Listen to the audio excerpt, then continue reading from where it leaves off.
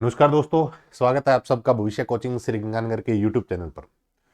दोस्तों, अगर आप कंप्यूटर निर्देशक की तैयारी कर रहे हैं तो ये क्लास आपके लिए बहुत ही महत्वपूर्ण क्लास है। ये जो क्लास अपनी चल रही है, ये क्लास की जो सीरीज है वो है सिलेक्शन वाली क्लास। सिलेक्शन वाली क्लास सीरीज के नाम से है। और आज जो इस क्लास की बात करें तो ये क्लास नंबर 28 होने जा रही है। और अपने ने जो सबसे पहले सब्जेक्ट शुरू किया हुआ है वो कौन सा है? डीबीएमएस है। डीबीएमएस की अगर बात करें तो जितने भी पुराने पेपर हुए हैं जिनमें ये क्वेश्चंस पूछे गए हैं उनकी हम चर्चा कर रहे हैं। गेट में, इसरो में, बाग के अंदर उन सवाल के बारे में हम बात कर रहे हैं और उस पर जो जो कंसेप्ट है उन पर अपन चर्चा कर रहे हैं। तो जितने भी साथी लाइव बैठे हैं, क्लास को लाइक कर दीजिए, अपने दोस्तों के साथ कर दीजिएगा शेयर। चैनल पे नए हैं तो दोस्तों चैनल को कर लीजिएगा सब्सक्राइब। क्लास देखने से पहले सब्सक्राइब कर लीजिए। तो स्टार्ट करते हैं। आज देखते हैं कौन सा क्वेश्चन है। ये रोजाना शाम को आपको 8 बजे क्लास मिलती है। क्लास देखिएगा और कोशिश करिए कि नोट भी करिएगा। इस क्लास को आपके लिए बेनिफिट वाली चीजें हैं आने वाले टाइम में। तो सिलेक्शन वाली सीरीज की आज क्लास नंबर कौन सी होने जा रही है? 28 है। क्वेश्चन क्या है देखते हैं। ये रहा आपकी स्क्रीन पर कि which of the following is used to create a database schema. Actual में स्कीमा क्या होता है? स्कीमा मतलब ओवरऑल डिजाइन होता है। स्कीमा का मतलब क्या होता है? Overall design. कहने का मतलब कि ये डिजाइन बनाने की बात कर रहा है। डेटाबेस डिजाइन अगर बनाना है तो कौन सी कमांड होती है, कौन से कंपोनेंट होते हैं।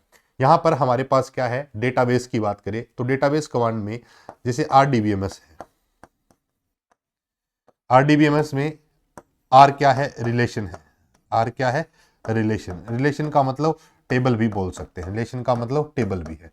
तो टेबल की स्ट्रक्चर बनाने की ये बात कर रहा है। टेबल की स्ट्रक्चर बनाने के लिए कौन सी कमांड होती है? डीडीएल है, डीएमएल है, एचटीएमएल है, एक्सएमएल है। डीडीएल मतलब data definition language. Data definition है लैंग्वेज। और DML data manipulation language. Data manipulation language. HTML hyper text markup language. Hyper text markup language. XML extensible extensible markup language. Markup language ये मैंने आपको बता दिया। अब अगर बात करें तो इसको थोड़ा और आगे पढ़ लेते हैं। सबसे पहले है DDL. DDL data definition language. DDL में हमारे पास कौन कौन सी कमांड होती है? डीडीएल की अगर बात करें तो एक हमारे पास होती है क्रिएट। क्रिएट होती है। एक अल्टर होती है। एक ड्रॉप होती है। एक ट्रंकेट होती है। एक जैसे रीनेम की अगर बात करें तो रीनेम से कॉलम का नेम है, टेबल का नेम है, चेंज कर सकते हैं आप। कमेंट की अगर बात करें तो ये सारे के सारे हमारे पास किस में आते हैं? डीडीएल में आते हैं। डेटा डेफिनेशन की बात है। एक हमारे पास है डीएमएल। डीएमएल की बात करें तो हमारे पास क्या आती है? कौन कौन सी कमांड होती है?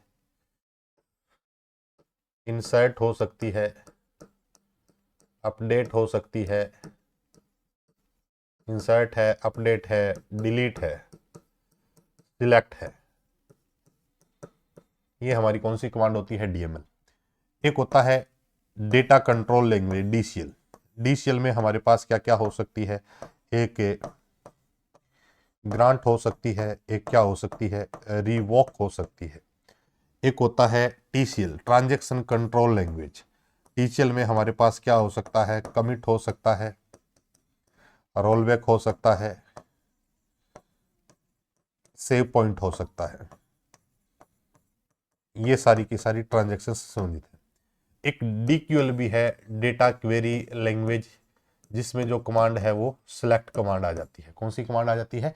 Select command. डीएमएल में भी है और डीक्यूएल में भी है। तो डीएमएल भी दिया हो, डीक्यूएल भी दिया हो तो पोस्ट जो ज्यादातर बुक्स में हर जगह सिलेक्ट जो है वो डीएमएल में है, बट अब माने तो अपने डीक्यूएल में भी मान सकते हैं, डेटा क्वेरी लैंग्वेज के अंदर। तो जो स्ट्रक्चर बनानी है, ओवरऑल क्या बनाना है डिजाइन बनाना है, ओवरऑल क्या बनाना है, डिजाइन बनाना है, तो किसका यूज करते हैं, डीडीएल का। अगर आपने डेटा इंसर्ट करना है, डेटा को मैनिपुलेट करना है, तो हमारे पास कौन सी कमांड्स होती है, डीएमएल होती है, डेटा मैनिपुलेशन लैंग्वेज होती है। कंट्रोल करने की बात करें, परमिशन देना ग्रांटेड होता है, वापस लेना रिवोक होता है। यहाँ पर कमिट, रोलबैक और सेव पॉइंट जो ट्रांजैक्शन से संबंधित कंट्रोल का काम करते हैं।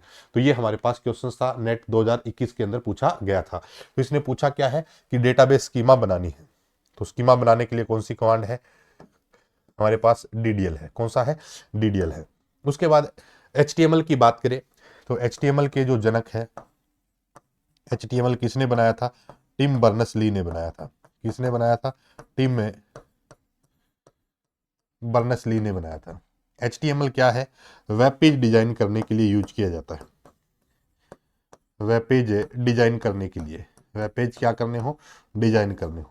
एचटीएमएल में सारा का सारा काम जो होता है वो टैग्स में होता है, और एचटीएमएल के टैग आप नोटपैड में भी लिख सकते हैं।